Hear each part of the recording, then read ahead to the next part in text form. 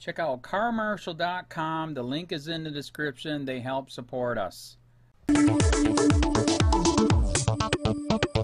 60s generation, rave goers and college kids alike are going to love this geeky science today. A new report in the Proceedings of the National Academy of Sciences suggests that the key ingredient in magic mushrooms, psilocybin, may be the perfect aid for certain mental disorders.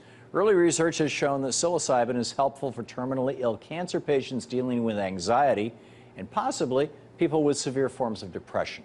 Essentially, psilocybin targets both the medial prefrontal cortex and the anterior cingulate cortex regions of the brain. The former determines how a person thinks, feels, and behaves. Psilocybin alters this activity in the brain, thereby opening up a person's personality and thoughts. And in the anterior cingulate cortex region, psilocybin decreases the amount of activity that's occurring, therefore decreasing activities associated with depression. Not only that, this research shows the positive effects from shrooms last for as long as 25 years. The possibility that magic mushrooms can help with neurological problems is really nothing new, however. Timothy Leary, a famous American psychologist, was a strong advocate for the use of psychedelic drugs for the treatment of mental disorders from the 1960s until his death in 1996. Leary, who first took psilocybin in 1960, argued that substances like LSD and psilocybin, when used in a controlled setting, at proper dosages, and under the guidance of an experienced therapist, was beneficial in treating mental disorders from depression to addiction in ways that traditional therapy had failed. Despite Leary's research and these new findings showing magic mushrooms are promising in treating depression and anxiety, don't hold your breath waiting for them to become available from your local pharmacy. That's because there's way too much money to be made promoting other drugs that alter our consciousness, like alcohol, caffeine, and tobacco, and they all have lobbyists. So, let's see. Positive effects last 25.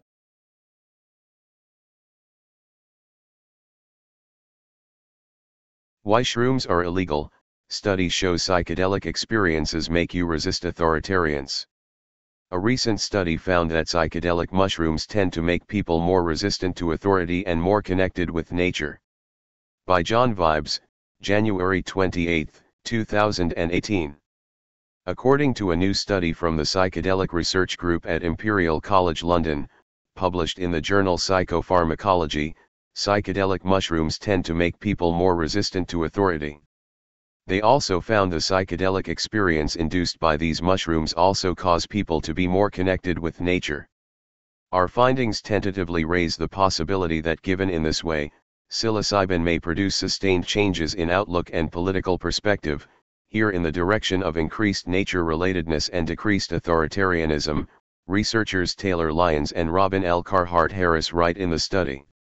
Experiments in the past have had similar results, but this research team wanted to figure out whether anti-authoritarian, nature-loving people were just drawn to psychedelic drugs, or if it was the substance that brought out these traits in people. To figure this out, the team monitored a group of depressed patients who were given psilocybin and asked a series of questions both before and after the psychedelic experience. The results showed that people who were given the psilocybin did, in fact, change their views in regards to nature and authority. Advertisement.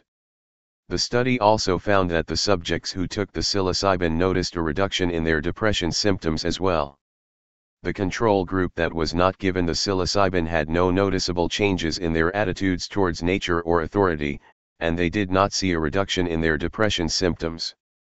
Before I enjoyed nature, now I feel part of it. Before I was looking at it as a thing, like TV or a painting. But now I see there's no separation or distinction, you are it, one participant said in the follow-up exam. Lyons and Carhart Harris did caution that there was a small number of subjects in their study, so more research would need to be done to back up these findings. This pilot study suggests that psilocybin with psychological support might produce lasting changes in attitudes and beliefs. Although it would be premature to infer causality from this small study, the possibility of drug-induced changes in belief systems seems sufficiently intriguing and timely to deserve further investigation, the study concluded. However, these conclusions match theories that psychedelic drug users have had for many years, and if true, This could explain why government entities are so afraid of psychedelic drugs. Terence McKenna, one of the front runners of the modern psychedelic age, understood the nature of the situation very well and toured around the world to speak with audiences about the wonders of psychedelic shamanism.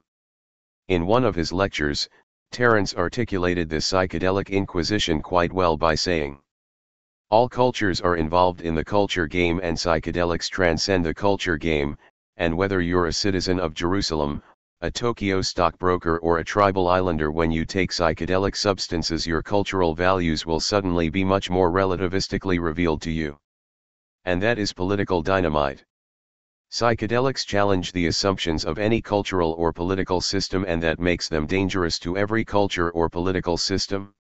So if there's anything a Marxist dictatorship, a high-tech industrial democracy or a theocracy, they can all get together on one thing, which is that psychedelic drugs are a knife poised at the heart of community values. Well, this is just simply nonsense, and all the reasons brought forth are a red herring. Psychedelics are among the safest substances known for human ingestion. Considering the depth of their impact on human mental functioning, the fact that you pick yourself up 6 to 8 hours later and go on about your business with an expanded point of view is quite remarkable.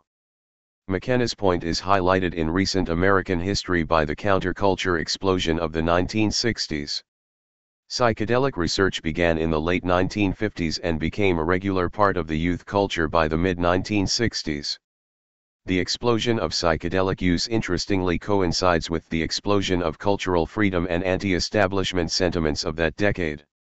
It is for this reason that the American government took quick action to make these substances illegal and to vilify them in the public arena.